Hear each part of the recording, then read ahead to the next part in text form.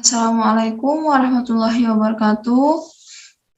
Perkenalkan, nama saya Solihah Salsabila dari kelas 4C jurusan Manajemen Pendidikan Islam.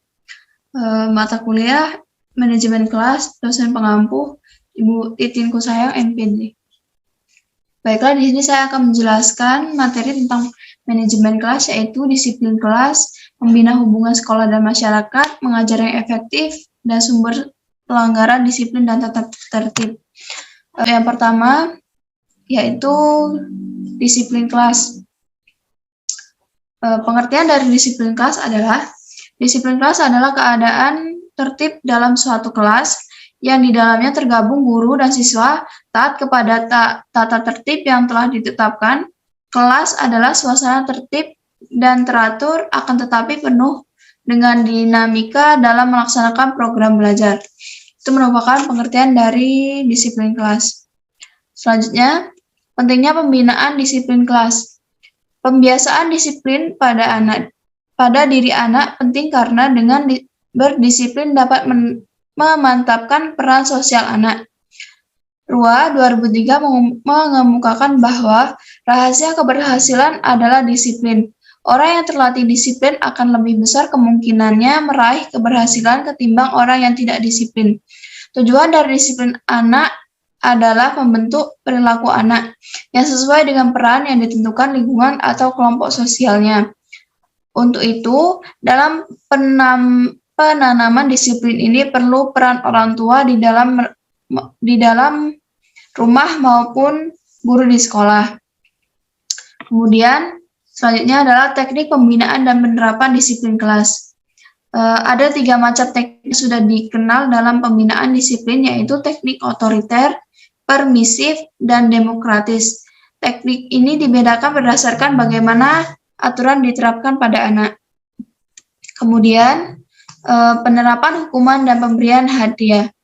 Penerapan hukuman dan pemberian hadiah yang tepat dan benar pada anak merupakan salah satu faktor yang penting dalam membentuk anak menjadi makhluk sosial yang sehat dan bertanggung jawab dalam kehidupannya.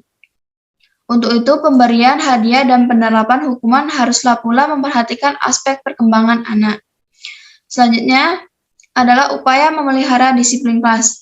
Dalam upaya untuk mengulangi kuratif terhadap pelanggaran disiplin kelas, perlu dilaksanakannya dengan penuh hati-hati, demokratis, dan edukatif. Cara-cara penanggulangan dilakukan secara bertahap dengan tetap memperhatikan jenis gangguan yang ada dan siapa pelakunya, apakah dilakukan oleh individu atau kelompok.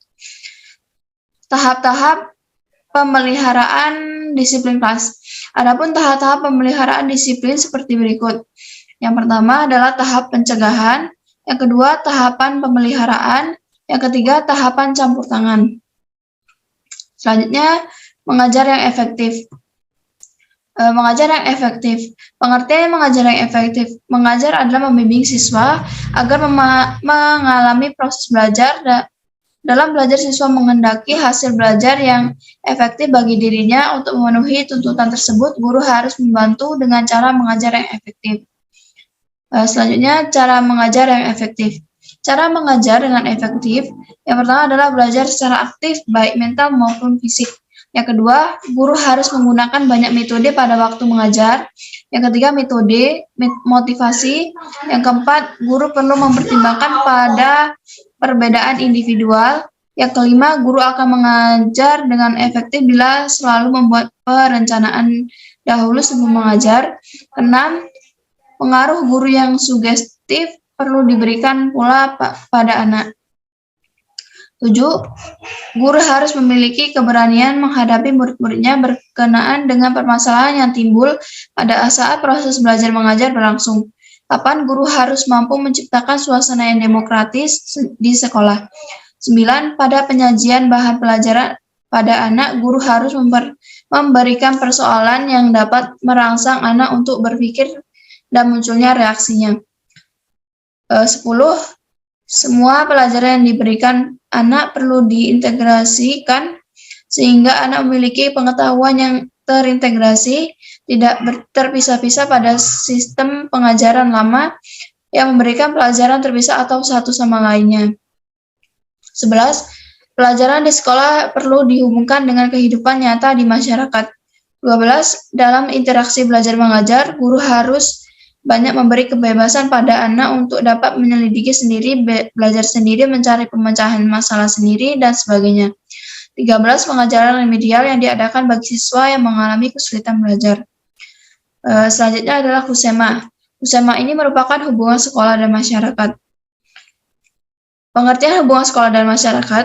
Hubungan sekolah dan masyarakat, Husema adalah suatu proses komunikasi antara sekolah dan masyarakat tentang kebutuhan dan kegiatan pendidikan serta mendorong minat dan kerjasama dalam meningkatkan dan mengembangkan sekolah. Husema ini merupakan usaha kooperatif untuk menjaga dan mengembangkan saluran informasi dua arah yang efisien serta saling pengertian antar sekolah, personel sekolah, dan masyarakat.